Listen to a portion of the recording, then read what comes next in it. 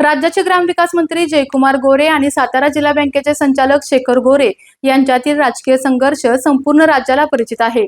2014 आणि 2019 ची विधानसभेची निवडणूक राष्ट्रीय समाज पक्ष आणि शिवसेनेकडून सख्या भावांच्या विरोधात लढल्यानंतर शेखर गोरे आणि जयकुमार गोरे यांनी अखेर 2024 च्या विधानसभेला एकत्र येण्याचा निर्णय घेतला।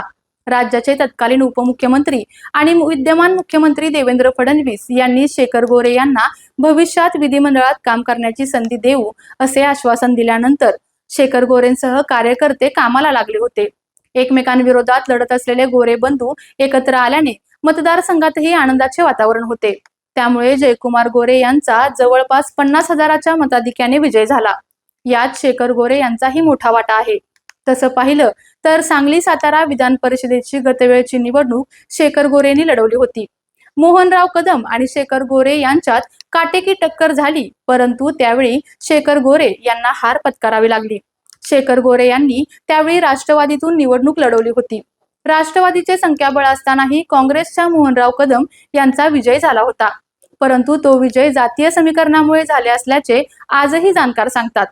परंतु सध्याची राजकीय परिस्थिती वेगळी असून साताऱ्यातील खासदार उदयनराजे भोसले, मंत्री शिवेंद्रसिंहराजे भोसले, मंत्री जयकुमार गोरे, मंत्री शंभूराज देसाई, मंत्री मकरंद पाटील, आमदार अतुल भोसले, आमदार मनोज घोरपडे आणि आमदार सचिन पाटील तसेच खासदार नितीन पाटील हे सर्व खासदार आणि आमदार महायुतीसोबतच आहेत।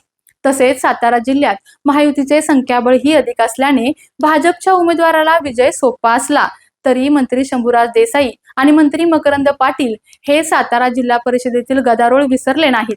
धैर्यशील कदम यांच्यासाठी मंत्री जयकुमार गोरेंनी सुनील कटकर यांच्यासाठी उदयनराजे भोसले यांनी आणि माजी आमदार पृथ्वीराज देशमुख यांच्यासाठी शिवेंद्रसिंहराजे भोसले यांनी फिल्डिंग लावली होती।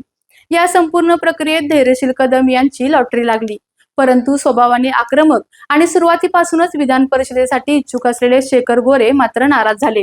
त्यातच धैर्यशील कदम यांची महायुतीकडून उमेदवारी जाहीर होताच महाविकास आघाडीने देखील अभयसिंह जगताप यांना मैदानात उतरवले।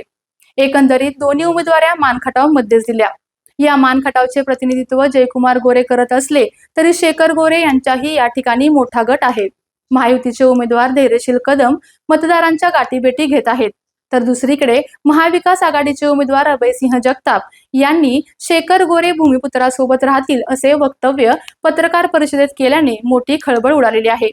विधान परिषदेसाठी डावलल्याने नाराज असलेल्या शेखर गोरे यांनी 9 जून रोजी त्यांच्या कुळकजाई येथील निवासस्थानी कार्यकर्त्यांचा मेळावा आयोजित केला होता।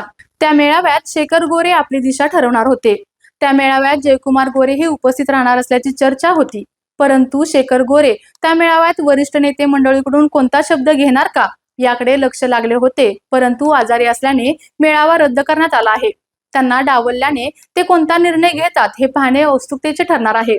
आमचा हा भाग तुम्हाला कसा वाटला आम्हाला कमेंट मध्ये नक्की सांगा। आपल्या तालुक्यातील जिल्ह्यातील बातम्या सर्वप्रथम पाहण्यासाठी आजच सातारा न्यूजला YouTube चॅनलवर सबस्क्राइब करा, लाईक करा, शेअर करा आणि बेल आयकॉन प्रेस करायला विसरू नका।